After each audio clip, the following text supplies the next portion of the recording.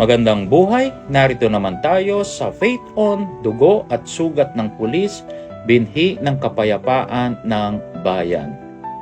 Noong ika-21 ng Setyembre, taong kasalukuyan, hindi lang araw ang lumipas, ito'y araw ng dugo at sakripisyo. Sa gitna ng kaguluhan, may mga pulis na nasaktan at nasugatan. Ngunit hindi sila umatras. Ang dala nila, buhay, tapang at matibay na paninindigan para sa kapayapaan ng bayan. Habang tayo'y nasa piling ng ating pamilya, ang ating kapulisan ay nakataya ang buhay sa gitna ng kaguluhan.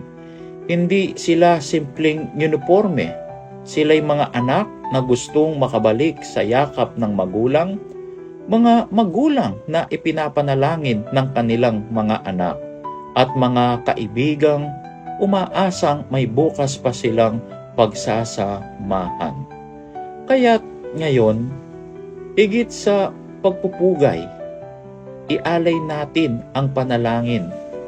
Ang bawat sugat ng ating kapulisan ay binhi ng kapayapaan ng bayan.